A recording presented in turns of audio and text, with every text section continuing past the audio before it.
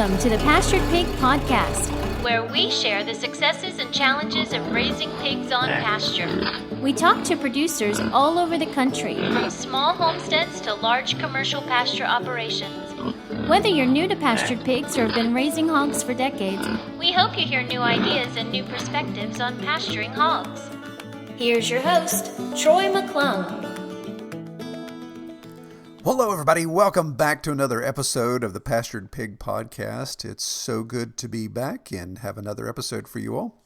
And I want to give an update and kind of explain a little bit why there's been larger gaps here in the past month. I'm going to declare April the month of discontent for me. Those of you that maybe follow our YouTube channel may have a little bit of insight into this. And I'm going to be a little bit more transparent than I probably should. But I've unfortunately been struggling with anxiety, panic attacks, those type of things. In my 49 years of walking this earth, I've never run into this thing. And April was pretty hard for me. So it's go from days of being totally dysfunctional, curled up in a ball, to feeling fine and doing business as usual. So unfortunately, the podcast has kind of taken a hit from that.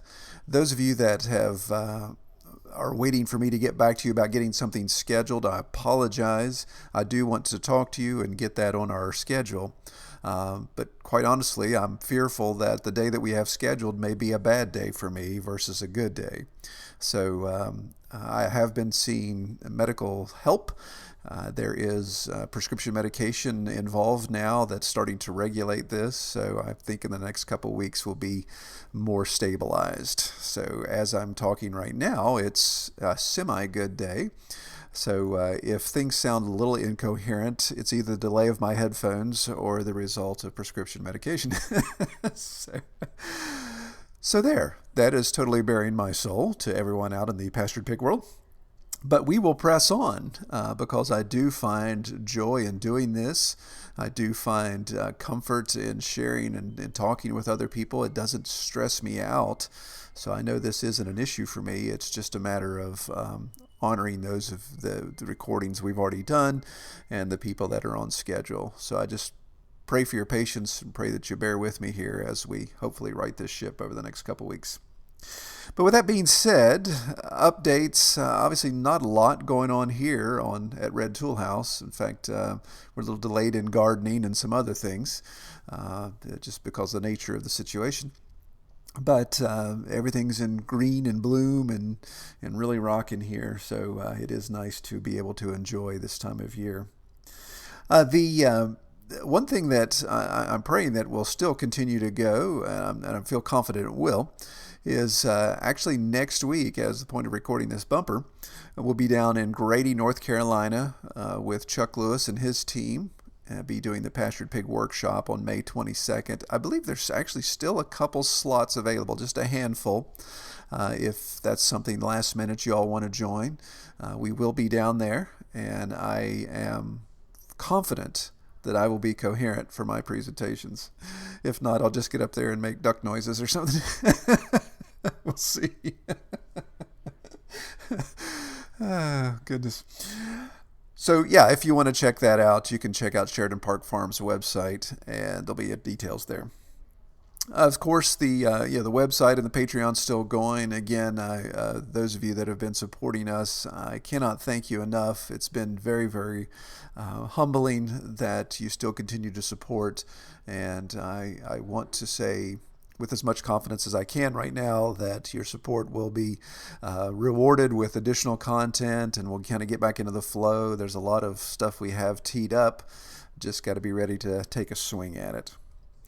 All right, so let's get into our discussion today. Earlier this spring, this year, I guess you'd say, I interviewed Abigail Laubacher with Laubacher Acres in Pennsylvania. And we spent a little time discussing her farm, getting into some of the details of her setup. But really the meat of the conversation after that is discussing this idea of farm finances. And Abigail, she has a USDA background, so she has an interesting perspective on how farmers sometimes get sucked into the trap of taking advantage of low interest rates and easy accessible loans for equipment and those type of things. And just showing that how moving at the speed of cash is, from her perspective, where we really need to hang out. That in the slow food movement, in more natural, holistic farming, that needs to also carry over into our finances. That when we look to scale up or we look to grow fast, that we need to be very cautious of diving into that debt circle, because that puts so much more weight and requirements on what we have to do. So I appreciate her discussion of that and the conversation we had around debt and around farm finances.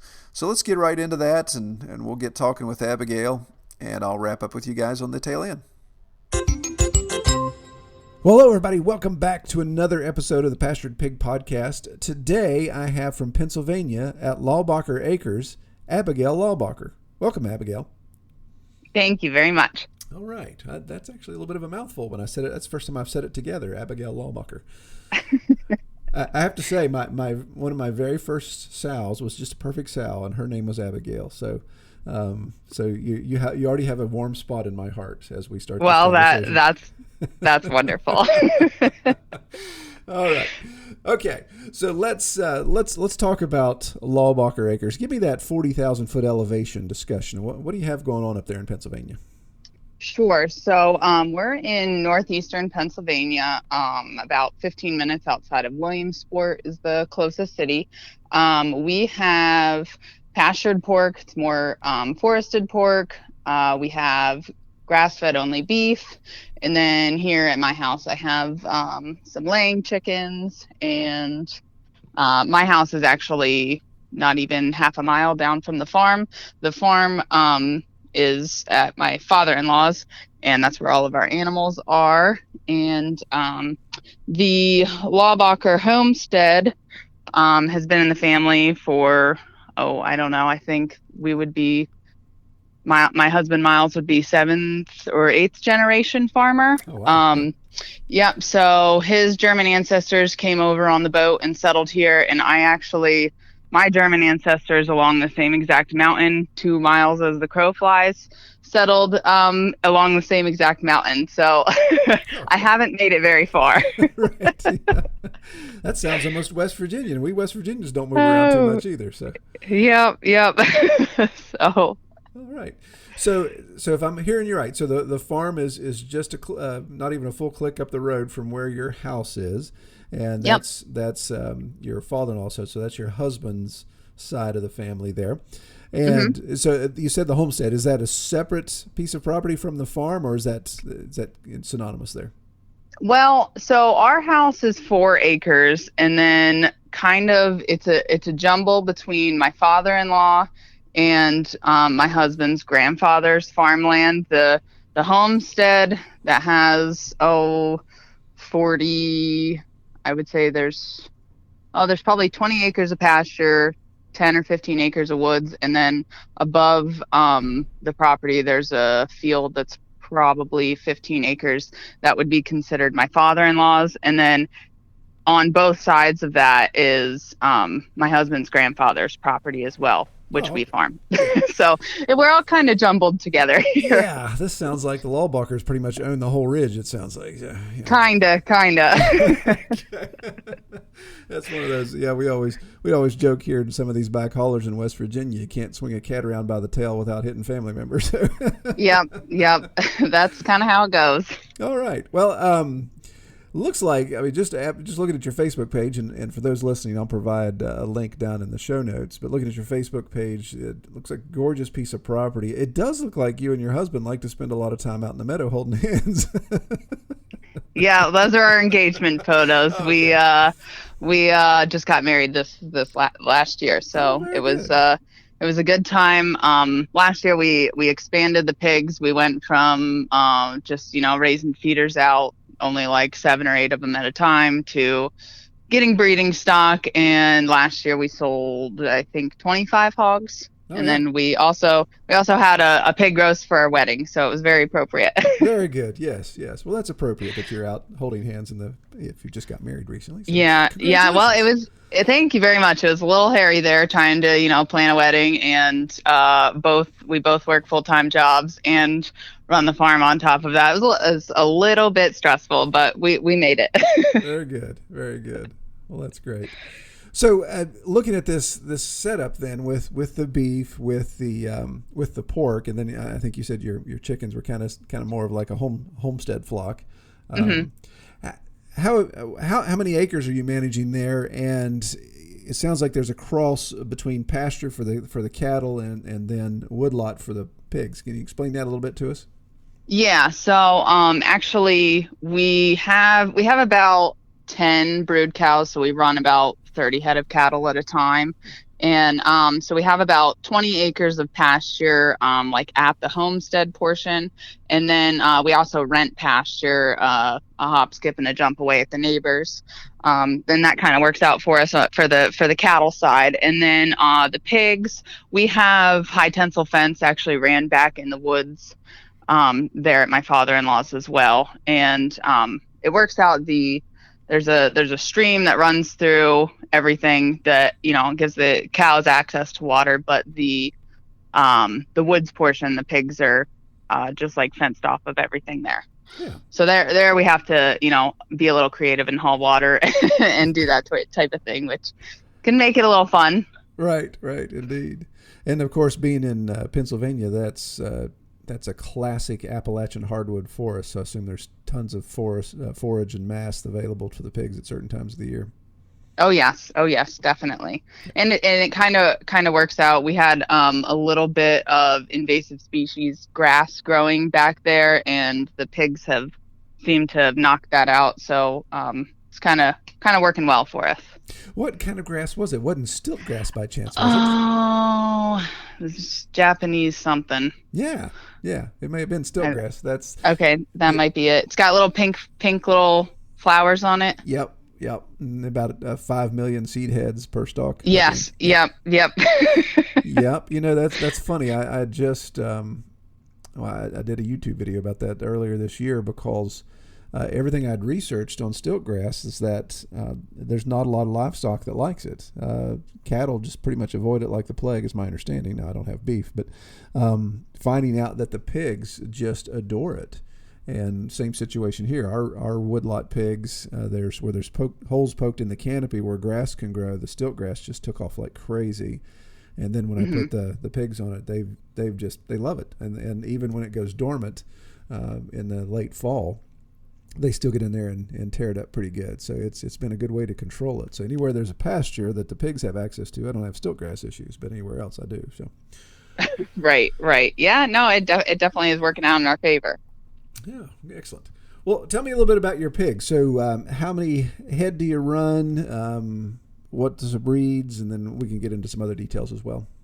Sure. So I'm kind of all over the place with breeds a little bit. I'm tending to stick to more Burke Duroc crosses. I do have a large black sow that I picked up. So I have 4 sows.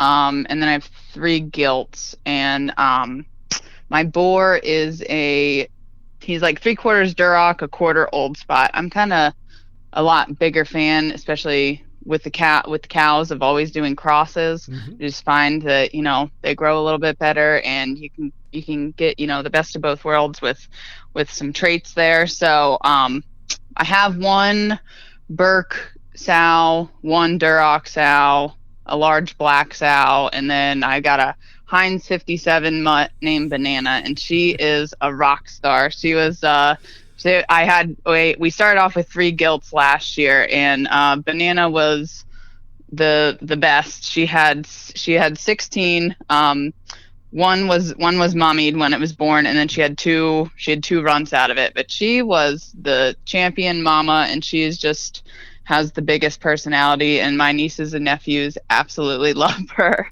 Oh, that's great. Yeah. Yeah. So that works out really well when you have a very nice, friendly pig that is awesome. Right. Yeah, to have the good temperament and to throw those type of litters, that's excellent. And it sounds like you've got some pretty good variety there too. So that allows you to play a little bit with genetics and see how conformation comes out on those litters. Yeah, absolutely.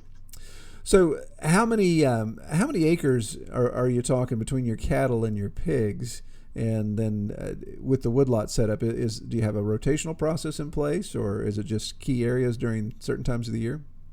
Yeah, so we have a couple acres fenced in for the pigs back in the backwoods, and we're kind of playing with numbers to see, how we can rotate them through each section. It's definitely a learning process going from, having 7 or 8 pigs at a time to last year having 25. So we're still, working on the learning process there, but the pigs and the cows are actually in like two totally separate fences, so they're not really crossing each other too much. Yeah, okay. There, but the pigs back in the woods definitely seems, especially in the summer, not having the sun beat down on them is definitely more favorable, just because they can be up and running around and not getting overheated or anything like that. So yeah. Now, do you keep shelters back there, or you just allow the wood cover to be shelter? No, we have some shelters back there. There's there's some big pipes that are I don't know, half pipes. They're probably about 4 feet tall at the midpoint, and we just kind of move a couple sections and move them around to each spot, so they always have shelter. Yeah, very good. All right. Well, and last year, I believe, looking at the pre-screen info, you said that you sold 25 hogs last year in wholes and halves, and that's kind of where you're staying as far as products that you offer when it comes to pork. Right. So we're kind of in a little bit of a pickle with finding some USDA dates along with, everybody else. Right. Yeah. We have a really great butcher that's about 40 minutes away, and they are USDA inspected, but they don't have enough hands to have a second day at the moment, basically, to schedule USDA dates for the pork side of things. They have like a little bit of a storefront out front, so they need that, to fill their own orders basically at this point. But we're working on it. I'm been in contact with the owners, and they know we're definitely interested. I would like to, at some point get into farmers markets maybe, or at least just be able to sell, single cuts. But at this point, it's a heck of a lot easier on me that I can find some people, some customers that just want a whole or half a pig and go from there. And it's a little less stressful at the moment. Yes, that's always the thing. Is you look at, I've got 25 hogs to sell. That's either 25 people that buy a whole or 50 people that buy a halves, versus trying to sell to a whole bunch of people, a bunch of different cuts. Now, is Pennsylvania a state inspected option as well? Do you have that option in that state? No. So on like the poultry side, that you can do like 1,000 birds, which it doesn't make any sense to me, because at 1,001, it's real crazy. Yeah.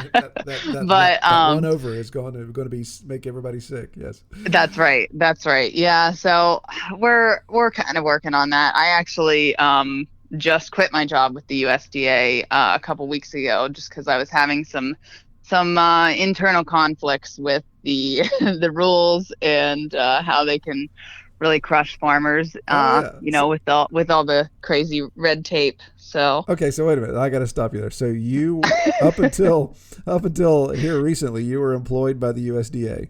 Yep, I actually worked on the Farm Service Agency side, so I was a program technician administrating all of the programs that come up in the Farm Bill. Okay, so would it be safe to say that you were at one point part of the problem and now you're part of the solution? Yeah, well, I only worked there for a year and a half. I really decided, I was too feral to sit behind a desk for the next 30 years of my life. I'm not a paperwork pusher. Yeah. I'm really just not. So Right. I'm glad I'm glad I figured that out early, instead of, everybody has the golden handcuffs, as they say, getting 10 years into a career, and they're like, oh well, if I stick it out 20 more years, then I got all these federal benefits, and Right. it was just not worth it for me. So Yeah. Well, and I'm giving you a hard time about that. Yeah. You yeah, seem to have a yeah. pretty good sense of humor, all that. But yeah, so that's interesting. And maybe you could say you were a spy for the Could have been. Could have infiltrating been. the USDA. So that's interesting. How much do you care to talk about that? Because just a couple of questions. You said there were some things that didn't philosophically align with what you've come to know, what you've come to experience. I can talk about whatever, Give me doesn't. your top two, if you don't mind. What were the two top things that really rubbed you the wrong way? Sure. So I really have a problem with the government just giving out money all willy-nilly. Number one, it's that's free money. that's a big one. Yeah, yeah. And sometimes the farmers really, really need it, and then sometimes it's just people calling in, seeing if there's a program that we're just giving out hundreds of dollars type of a thing. Sure. And a lot of it's just there's some entitlement there. Then there's some people, especially on the dairy farmer side, that your heart just breaks for those folks, that they can't hardly, hang on to the farm because they're in debt up to their eyeballs, and they're just, shaking, waiting for another program to come down the pike so, they can pay their next bill. And I just, some of that, where farmers have gotten so dependent on that. And, I've never been a big fan of just handing out money all willy-nilly. So that was definitely an internal conflict, for some things. And then there was another person in my department when I had the tough conversation, saying, I really just don't think I'm cut out for this. And I just have, I have all these issues with, facilitating these programs and doing all this stuff. And that person shared with me that, they actually came from the meat inspecting side of things. And the reason that they switched to the Farm Service Agency is because they couldn't stand, the farmer, the rancher getting screwed all of the time. Right, So it just, this was like the lesser of the evils. Exactly. But it still was just not, it wasn't me, and I couldn't hang on. I couldn't hang on to that. Yeah, no, I understand and definitely respect both of those situations.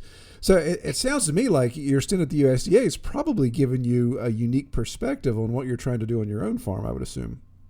Yeah, absolutely. And sometimes it just makes me madder than all get out with, the crazy red tape and, trying to get your congressperson to listen. And, there's just so much red tape has been created, and our food is so safe, in air quotes, Right. that, it's just made it so hard for anybody to try and make a go at this. Yeah, and that's where I'd like to segue our conversation, and I know we normally would spend more time talking about your farm and your setup, and we can do so, but in our pre-screening, you and I had talked about, prior to hitting the record button, that it'd be beneficial maybe to talk a little bit about farm development as far as growing your farm, and that temptation to grow quickly with debt, looking at risk, looking at all those type of things. So what, in your experience, what you've seen, and of course working with the USDA, how would you approach somebody that's getting started, or even maybe they're somewhat established and they're looking to scale up rapidly, and they're going to embrace this debt model? How would you deal with that? I would tell them to not embrace the debt model. The speed of cash is really just having very, very low risk tolerance, because I'll tell you, Heck, 2020, we had a crazy drought. Hay was sky high. I think we were one of the only ones around here that got a second cutting of hay. And usually you can get a third, sometimes a fourth. Things were really crazy in 2020. And then, prices of everything, our inputs for 2021 were 2 times, what they were for 2020. And looking forward at 2022, things are 3x what they were last year. So we're talking it's 5x, from 2020. And, I'm sure you had some serious issues with COVID and getting butcher dates, and you just never know. So if you go in and you have all this risk, especially, what I've seen with the dairy farmers around here, if something doesn't go your way and the market doesn't go your way, you're hung out to dry. So unless, you have a off-farm job and you can come up with that income, I would avoid debt like no other. Yeah. I mean, you make so many good points there, and especially with a global pandemic, who in the world would ever have been able to forecast that? But you see some of these larger commercial grade farms that their margins are so tight, and then we hear the horror stories of the Midwest farmers that had to just euthanize so many thousands of pigs because of the abrupt halt of the processing process. And then, of course, as you mentioned, dairy farmers where the same thing. They've just had to keep dumping milk because the chain has broken, or the bottleneck has gotten so tight that they're producing more product than they can turn. And my goodness, there's nothing more defeating, I can imagine, than looking at a mountain of debt, bills that you have to pay. You've got animals producing exactly the way they need to produce, but you got to take that product and just dump it down the drain because something completely out of your control is keeping that from selling. Right. And, I also look at it the way, as pastured pig raisers, we aren't doing it the conventional way. So, maybe look at your farm and your business plan and also think of it as you need to be unconventional, because everybody else running to the bank to get a loan, you're like I said, your risk tolerance, it kind of just depends. And especially, the pastured pig thing being more of a niche market and that type of thing. A lot of us are entrepreneurs, and a lot of times that mindset they have a very, very high risk tolerance. And along with that, they think that they can out earn their, silly mistakes. And eventually that catches up with you. Yeah, definitely. Well, you had mentioned a term, speed of cash. I'd like you to unpack that a little bit. So I like that. I've heard that before, but I think it's worth discussing what that really means. So how would you define the speed of cash and why that's important? Oh boy, by the speed of cash. Well, if you don't have the money, don't go ahead and spend it. I can tell you with our farm, the reason that we went from only having 7 or 8 hogs to then go ahead and getting breeding stock, and we put some high tensile fence up for the pigs, because we had that cash. If we didn't, we would still be only raising, 7 or 8 pigs. We going forward, I would like to raise some pastured poultry, and I would also like to do some pastured turkeys. But, if I don't have the infrastructure right this second, it's not worth me, going and getting like $5,000 or $10,000 loan to start this project. You just have to slow and steady wins the race. That's just always been, my mindset around things. And it always, even though, you can't go ahead and get that real quick, that whatever you're trying to do, it's worth it in the end to just be patient. Like I can tell you, we definitely could use another tractor. We're limping one along right now, but if the cash isn't there, the cash isn't there. And so we have to think outside the box when it comes to certain things and getting stuff done. And, if that means, we have to rent a piece of equipment or do something like that, we'll do that until we have the cash there. Okay, so let me play devil's advocate, and I'm with you 100%. But I want to, maybe this is my desire to be on the debate team when I was in high school. But, so how do you respond to the people that say, and I hear this all the time, but Abigail, cash is cheap right now. With interest rates where they are, cash is so cheap, you need to leverage your credit. You need to do that because farmers only have so many seasons in their lifespan that they can do things. So how would you rebut that? Oh boy. Well, I just feel like, and this goes, on my feelings here. The reason that I was able to just all of a sudden go ahead and quit my job abruptly, and do the things that I want is because I don't have this debt hanging over my head. Mm-hmm. We're really in a type of mindset, especially, I'm 28 years old. There's so many people that, they see something, they want it, they buy it, they'll pay it off later. Well, that's you not assessing that there's any risk. Like there's not going to be any market disruption. There's not going to be a pandemic. You could all of a sudden lose your job. You could all of a sudden, something can come up because when, you build a house of cards and you want, everything's got to go smoothly for you to be able to afford that payment. Yeah, I can afford that payment this month, next month, the next month. And then all of a sudden, something happens with your health, or when Murphy comes, he comes and really can wreak havoc on your life. Yeah. And to me, it's just when you take debt off the table and it's not an option, life is definitely a heck of a lot better that way. Yes, no, I love that, and it's one thing that if I could dovetail onto that, so I'm going to step on the other side of the debate here. I'm back on your side, and I think this is something that we as pastured operators or slow food, whatever you want to call it, this more natural process where we get away from the CAFO model and everything in between. We sometimes want to still carry over some of these traditions we see from large-scale farming, one of which would be debt for infrastructure.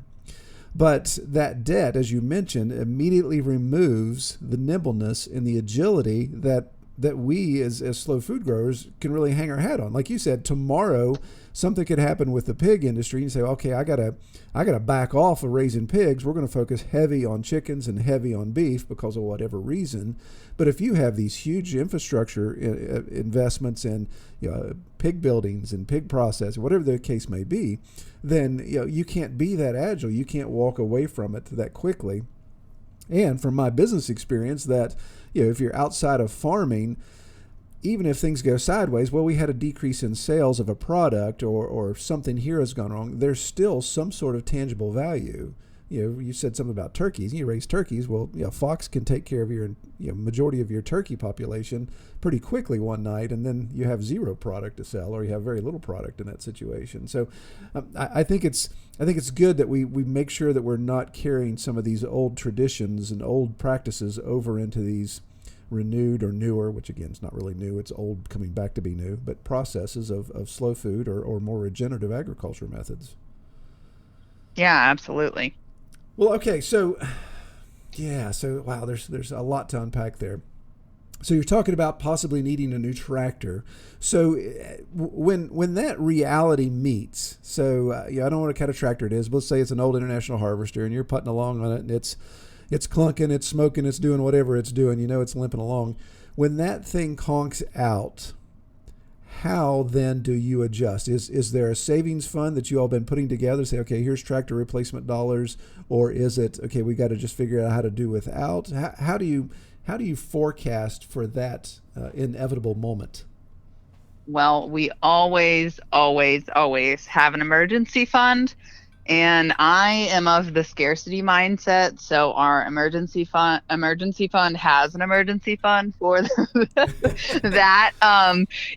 In December we were hauling a grain bin out to closer to Erie to my husband's cousin's farm, and on the way back we were 2.5 hours from home, and our farm truck totally died, engine locked up. We were on the side of the road, and I'm really glad there was a cute little Jersey bull calf that was just born, and I was real close to taking him home.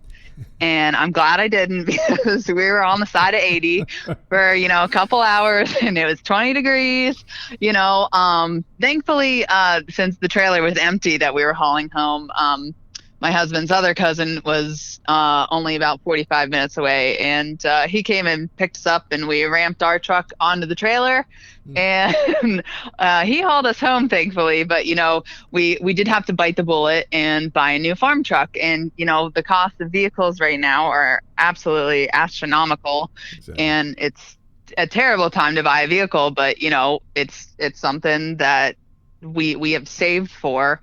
And when things like that happen, like I said, we always have an emergency fund. We never ever go down to zero. And there's actually a really big farm auction that happens twice a year, about 20 minutes away from us, and they have 3 fields, and we always joke it starts about 8 o'clock in the morning, and it runs until they get to that 3rd field, and that 3rd field sometimes doesn't start until 10 o'clock at night. And it's always a joke between my husband and I that we can't afford anything until they get over in that 3rd field. Right, exactly. Nobody's there anymore. But that's and when we get stuff, we usually, my husband's pretty picky on some stuff, and he's really great mechanically inclined, so he does usually find the deals and stuff like that. So that helps that we work as a team in that aspect. And that's so important there, and maybe we'll drill down a little bit on that. And this is usually stuff that we talk about at the beginning. But you and your husband, so you admitted your age there. I assume he's somewhere close to you. I'm just make that assumption. So how important is it, do you think, to have some of the experiences you all have? The fact that he's mechanically inclined, that you've had some farm experience, those type of things. Is it okay for somebody just to come straight out of the city and come out to the country and try to do what you all are doing, or what would you advise for that? Well, I actually really don't have that much farm experience. Even though, I grew up in the sticks, and, I, grew up hunting and fishing and that type of stuff. We didn't have any livestock. On, my side of the family, it would be like my great grandparents that were farmers. So, right. I was kind of removed from that, and I was in ag class in high school, and, that's what really got me interested in that type of stuff. And I actually went to Penn State and got an ag degree, and I was kind of sold that lie of, go to college, get a degree, you'll make lots of money, that type of thing. But, I was on my own in college. I didn't really have, help from mom and dad. So I was waitressing, 2 jobs in college. So I didn't get to do a whole lot of the clubs or, actually work in any of the barns. So I did classwork and didn't get a whole lot of experience. And that was kind of silly, but you know what, actually going through all that, and I had to take a year off between junior and senior year to pay down my debt. And then I had a goal of graduating college and becoming debt free within a year, which I met. So waitressing and doing all of that, I learned I got a free degree in communications, because you deal with difficult people. When you bring them food or you're serving them a beverage, sometimes, you get into different situations, and, you really have to work with the customer and, really connect with people. So, I kind of got a free degree in that respect. And, then coming back to Montoursville, where I'm from, I knew my husband growing up, probably since I was 13 or 14. So he had, he's based here, and his family has always had livestock. So I got my first bottle calf in 2017, and that was kind of like my project. And I had some chickens, and, I was like, oh, this is going to be great. I had gone to Penn State I kind of really just wanted to, since ag in high school really got me inspired, what I wanted to do was basically have a community garden and maybe use that food within the school system. So, teach kids how to grow their own food and where it comes from, and integrate that into, the cafeteria, that type of thing. But, I kind of figured out there's a lot of red tape around that, and it got a little crazy. So I kind of backed that off, and, I have a big garden here, but a lot of it is just kind of learning as you go. And, I'm really glad that my husband has that background, and, he's been doing this forever. But, I had a lot of different things that I had to learn. And, I think I digest everything. Like, I listen to the podcast, I listen to 10,000 other podcasts. I'm always reading some book. I'm looking in this. And like, I think you just have to constantly learn, sitting back on your heels and, just thinking that it's going to happen. I just don't think that's the way I work. And I wouldn't encourage anyone to do that. I would just, immerse yourself and, start with one thing and slowly integrate other things.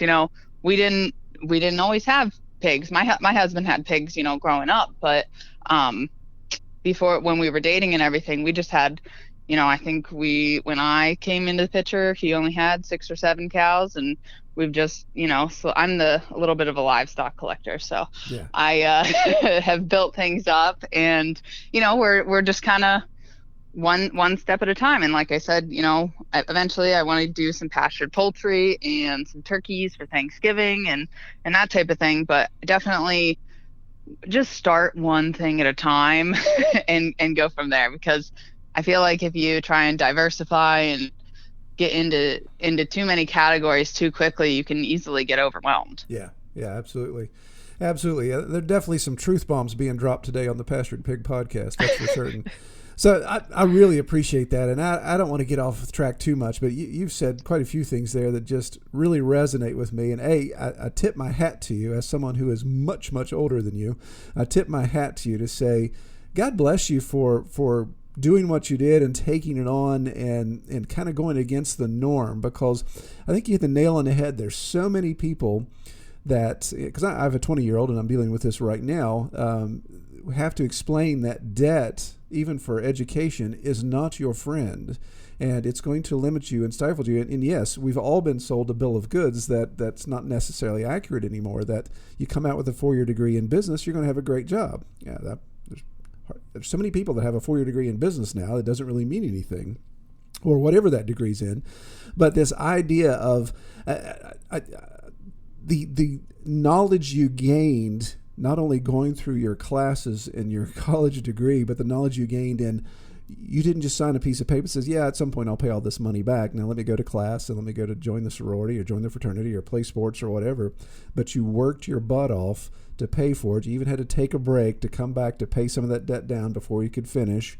And the respect level that you've gained for that work ethic and that process is way more than you could ever get in a textbook or ever pay a master's degree for. So I think that's key. And the reason why I hang on that is just thinking of our audience and thinking of people that still are well, you need to go do this. If you've got kids, teenagers that are thinking they want to do something more agrarian, and like, well, you still need to go to college, you need to get this degree, you need to do all that kind of stuff. That may be a good fallback. But man, don't saddle them with debt. Don't let them come out and say, I've got $80,000, $100,000, $200,000 worth of debt, and I still want to go do something agrarian based, because it's just not going to work.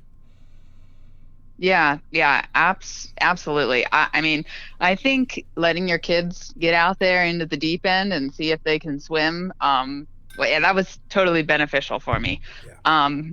You gain so much confidence in yourself when you do that. Mm-hmm.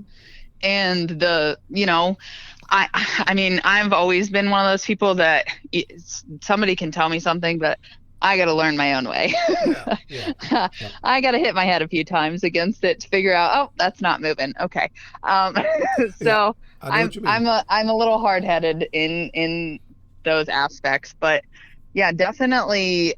I mean, I would have been and it's not that I, regret going and getting a degree and that type of thing, because, having that struggle in my life is the reason why I'm here where I am right now. But, if I could do it over again, I definitely would have done it a little differently. That's, that's 100% for sure. And just getting, like I said, that real world experience, it totally 100% helped me out. Like I said, the whole waitressing thing and, talking to people, that has transferred into being able to sell wholes and halves for, the beef and the hogs and stuff like that. I can communicate with people. I can relate to them. I always, take the fear away, because when people are, oh, I've never done this before. What am I doing with a half a pig? Okay, well, do you have 15 minutes? Because I'll give you a call and I'll walk you through the cut sheet. And if you have any questions at all, please do not hesitate to ask. If you want me to just call your order in for you at the butcher, I can do that too. You know what I mean? Like, I will make it as easy as possible for you. Yeah, no, absolutely. And I agree 100% that the wisdom that comes from the experience makes you relatable. And so many people say, well, I got into farming and I want to have a farm business because I can't relate to people and I relate to animals better. That's great, but you're still going to have to relate to people to some degree, unless you hire somebody to do that for you, even if you're just the hermit living on the farm, but you still got to turn an income from it.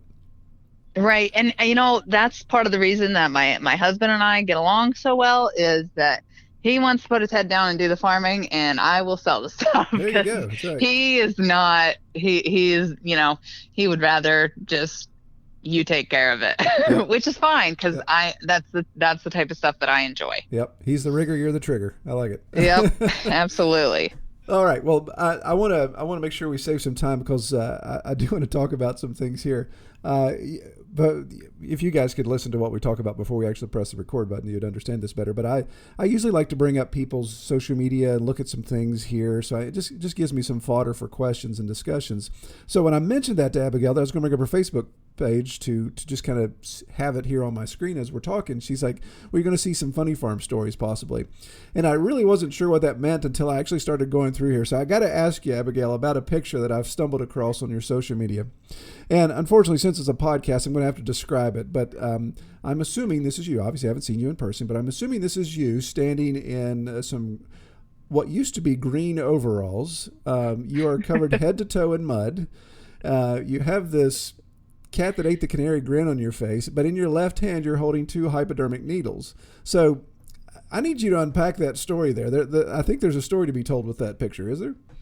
Sure, absolutely. So we learned the hard way not to let the wiener pigs get too big before you give them their shots. That was kind of one of those things where we had our Burke had her litter first, then a month later our Duroc had her litter, and then Banana had her litter a whole month later. So we kind of got a little lazy with the piglets, and of course Banana had 15 live ones. So we had quite the experience. I feel like they were 85 pounds maybe when we finally vaccinated and wormed them, and that was quite the experience. My husband had to catch them, I had to jump on them and give them their shots, and then we had to lift them out of the pen that they were in because they were being electric fence trained. So we did that 15 times over, and it was quite the experience. That's for sure. Right. I just can't help but look at that and chuckling, and you can't smell a picture, but when I look at that and say, okay, is that good old Pennsylvania rare earth mud, or is that somewhat of Pennsylvania rare earth mud and a lot of pig excrement? There was definitely a mixture. Definitely a mixture. Yeah, I'll never forget my 20-year-old, who at the time was probably 12, walking through the pig lot in the middle of winter, and his muck boots were sinking up past the top of the boots. It was actually sucking mud into his shoes. And he just was freaking out because he couldn't move. He's like, Dad, my boots are filling with mud. And I said, well, I'm impressed, first of all, that you think that's mud.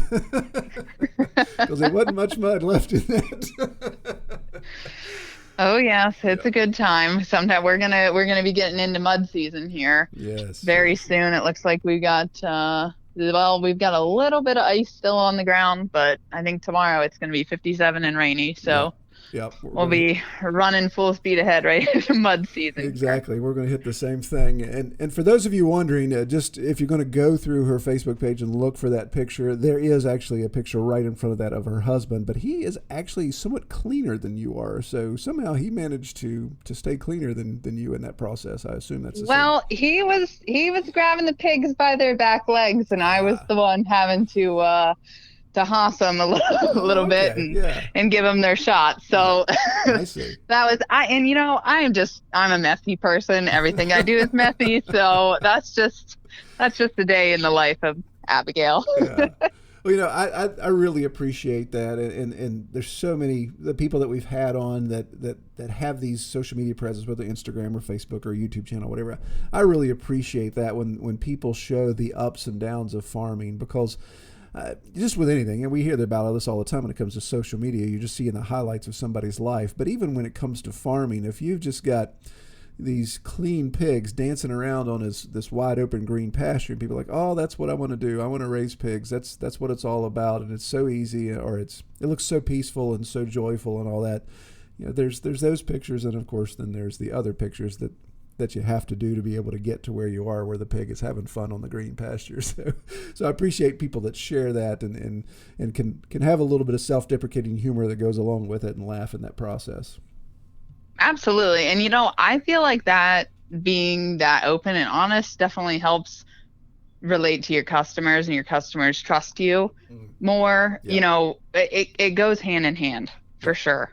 I agree. Yeah, it's one of those things and that's such a great point. You're not only selling a good product, hopefully that's what you're selling at the bare minimum, but you're also selling an experience, and you're selling a bit of your personality to people. It's this is what I've got invested in my time, the product I produce, but people know they're supporting something they not only enjoy the product itself, but they're supporting a lifestyle that they can watch vicariously through social media now and say, wow, that's hard work, or that's really neat work, or that's a beautiful shot, or that looks like a really cold day, and they can appreciate more. It's like, man, this bacon tastes so good, and I appreciate more because I see how Abigail busts her butt on a regular basis to produce it. So I think it has a lot of weight to it.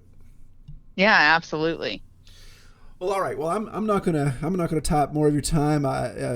We're gonna get close to wrapping up here. I looked at my clock and realized that, goodness, we're already 45 minutes into this conversation. But it is what it is when you're having good conversation. But let me ask you this: let's talk about long-term goals or future goals for your farm. Where do you see? Obviously, we know there's a new tractor in your future there somewhere. It sounds like, but in the next 5 years. What does Laubacher Acres have on tap? How do you forecast that? Sure. So, I think hopefully in the next 5 years we'll be moving over to where our animals are, but we'll see how that goes. Our house right now, where we're living, we're still in the middle of construction, and that's a whole speed of cash journey as well. But as soon as we move over there, that house isn't finished either. So that'll be a whole new project. But I think we're going to probably get some more high tensile fence, expand the pigs a little bit more. I'm kind of maxed out on pasture for the cows, especially since we already, rent the neighbors and that type of thing. But like I said, I would like to do some pastured poultry and get in on the chickens and the turkey side of things. But I think, eventually maybe get into some farmers markets if I can secure those dates, and, get into the politics of that. That can be a little hairy in our region. Right, but right. Yeah. But, I think we're just going to take one day at a time and kind of see where that gets us. I think with the pigs, like I said, I have 7 girls right now, so I would like to go from 25 from last year to maybe 35 pigs this year, and then sell piglets. And I have not advertised at all that we'll be having extra piglets or anything like that. And I have a wait list, a very good size wait list of people contacting me for piglets. So I might go that route. I definitely love all the litters and doing that type of thing. So I think we could make some money at that as well. Yes, very good. Good deal. Okay, well, I have to ask you the question I ask everyone, Abigail. So if you've listened to the podcast, it should be no shock to you. But what is your favorite part? What do you like the most about raising pigs on pasture? Sure. So definitely just seeing those pigs live their best lives. We have in the one section, it used to be where we had our bale feeder for the cows over winter. So that was a couple of years ago, but there's a nice thick section of mud there. And on a hot day, my girls just like to go out and they will be so deep in the mud, just living their best life with the smiles on their face. And all you can see is just their heads sticking out of that mud. Yeah. And that brings me so much joy. Yeah, that's great. That's great. I appreciate that. Well, if somebody wants to find out more about your farms, I know we'd mentioned the Facebook page, but is there any other social media presence you have out there? Yep. So we have the Facebook page. I just started an Instagram a couple months ago. It's a little behind on the ball there. And then my brother-in-law is working on building us a website. So that'll be in the near future. Very good. Very good. Well, Abigail, I really appreciate you taking the time to come on the podcast. I pray that the mud not be too deep, and I pray that your tractor holds out as long as possible. Well, thank you very much. Okay. Well, it was a pleasure talking with you. You have a great day. All right. Well, I really appreciate Abigail coming on the podcast and appreciate her insight. Appreciate her letting me make a couple jokes at her expense. She's got a great sense of humor. All right. Well, I do want to continue to encourage content suggestions, guest suggestions. By all means, use the website form to reach out to me and let me know what you would like to hear or if you would like to be a guest on the podcast. If you have any other questions or suggestions, actually, if you actually want to be a guest host, I've never thought about that before, but it'd be nice to have a backup in a situation. So if there's a time where Troy's curled up in a ball and can't function, that if somebody else wanted to be a guest host, then I'd be more than happy to entertain that as well. I don't want to be a single source, the only voice crying in the wilderness of Pastured Pig. So just reach out to me and share with me any ideas, any sites you may have, and we will keep this rolling. Well, I pray everyone have a great week, and as the approaching holiday, Memorial Day holiday as we have, that you can have a safe and enjoyable holiday. Take care. We hope you have enjoyed this episode of the Pastured Pig Podcast. To learn more about our podcast or to submit topics or recommend guests for future episodes, visit redtoolhouse.com.